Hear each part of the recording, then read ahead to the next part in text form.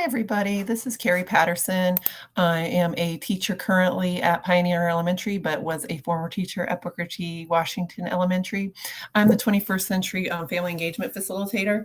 And so I'm doing part two of some fun and educational internet sites for families to use at home. So Mr. Bradshaw went through some great sites for you, and I've got a couple others that are great internet sites, but also some things that you could do when you want to shut that computer off.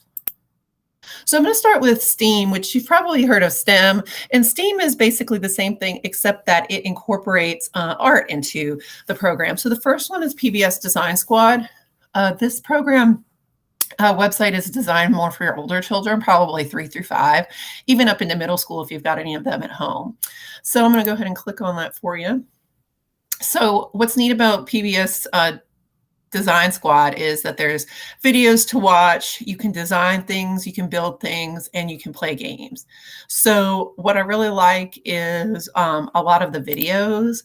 It's like YouTube, but we know that it's a lot more educational. It gives different topics.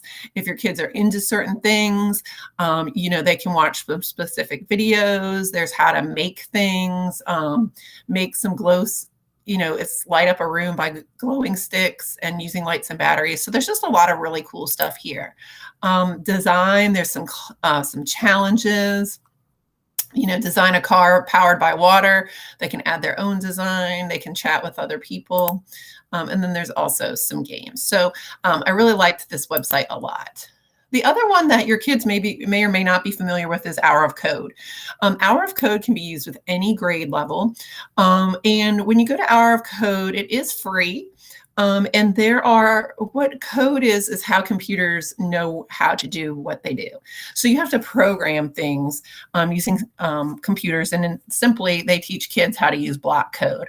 So for example, you'll see that there's Minecraft there. The kids love Minecraft.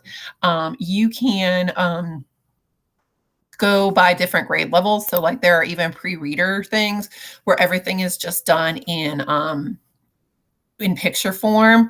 There's Barbie, you can see. There's all these Box Island they love. So there's some great things there even for your pre-readers. This is grades 2 through 5. There's Star Wars, a lot of relevant things that the kids are really into. But these are games that are really going to get them thinking and working on computers and how to code. So the next slide are just some other great websites that would be beneficial to you and your family. The first is GoNoodle.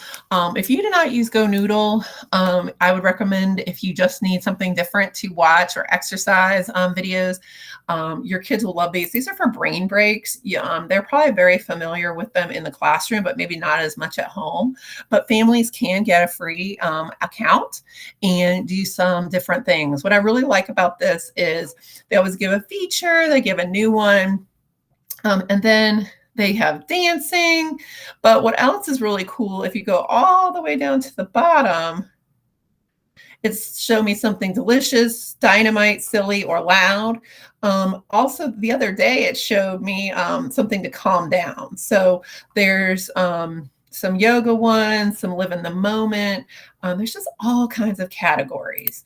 So when you click on them, they are different videos, dance, most of them are dance related, a lot of rhythm, rhyme, things which are really good for us at school.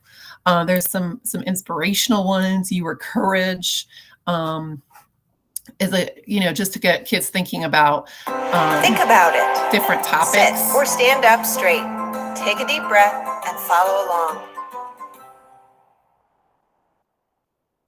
The word courage might make you think of firefighters or superheroes or someone who has faced and overcome huge challenges. But you should know, courage comes in many sizes and shapes. Courage is... So that's just one about courage. There's ones about all different kinds of things. So you may find some really beneficial things here on GoNoodle. So GoNoodle is great. The other one that I found that was pretty interesting that I had a little bit of fun with was our typing club. Your kids might be struggling with typing. Now more than ever, it's helpful to know how to type. Typing Club is It's free from what I can find. They do have a payment one, but you can do pretty much everything without paying. And they even have Jungle Junior, which is for your lower students, like kindergarten, like I teach, and then Typing Jungle for your higher students.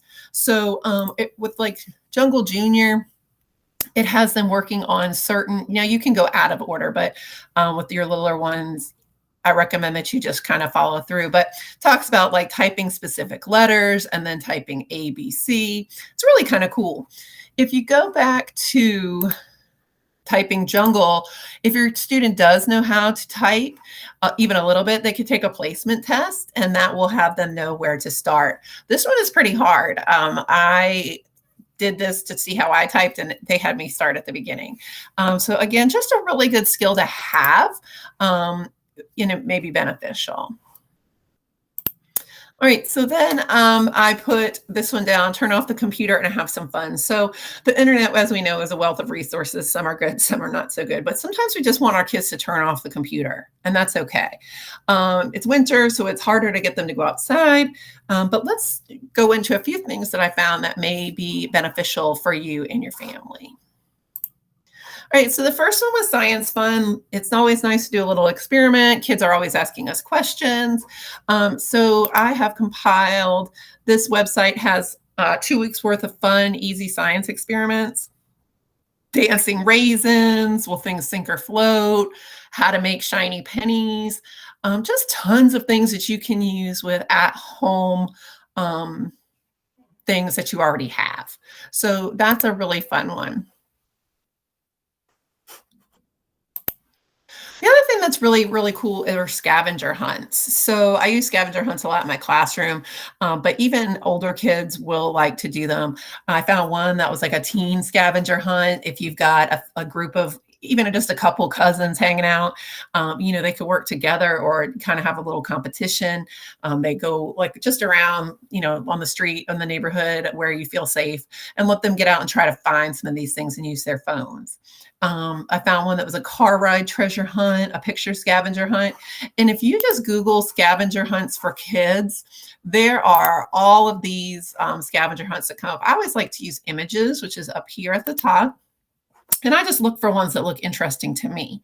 So there's camping, there's neighborhood, there's gratitude, there's color for our younger learners. So there's just so much out there. And that might be just something fun and different when they are kind of at the point where you just don't know what else to do. The other one that might seem intimidating is to make Play-Doh, but I don't know a kid that does not love Play-Doh. And if your child has ever been in Mrs. Patterson's class, you know that I love Play-Doh breaks. This is the recipe that I use for Play-Doh. It's a no-cook recipe. And the main ingredients are very, very simple. Flour, vegetable oil, salt, cream of tartar, which is the hardest thing to find, but in your baking aisle. And then it says gel food coloring. I just use liquid food coloring. And I do not add the glycerin, but if you want to, you can. But again, it's optional. So this is just basically hot water, and you mix everything together and make some Play-Doh. Once you get that Play-Doh made, you can have some challenges with that. Can you build me this? Can you make me that? Just using Play-Doh for a different modality. If your kids are doing letters, make their letters out of Play-Doh. Even if your student is a third grader, ask them their multiplication facts and then have them roll out the answer in Play-Doh. So, 3 times 7 is 21. Have them make a 2 and a 1 out of the Play-Doh. It just gets them doing something different. The last screen is just some non-screen activities you can do at home. And these are just things that you probably have around your house, different ideas. Do something kind for someone else, have a photo session, just some fun things to do when you want to shut that computer off. So here's some more. Now, what I will be doing is I will be sharing a website worksheet with you as well. And all of these resources that both Mr. Bradshaw and I have gone through are on that worksheet, in addition to some others. We chose to focus on the ones we felt were the most bang for our buck and beneficial, but feel free to look through the other sites. They had some really good stuff there as well. In addition, if you could fill out our Google form saying that you participated and watched, it'd be greatly appreciated for our 21st century grant. We need to show that we have some family participation, and we'd love to know what you thought of this little webinar or presentation. We hope that it was beneficial. And if you have any questions, feel free to reach out to me, Carrie Patterson, or Mr. Melvin Bradshaw. I will also include those emails in our worksheet. Thank you so much. Have a great day.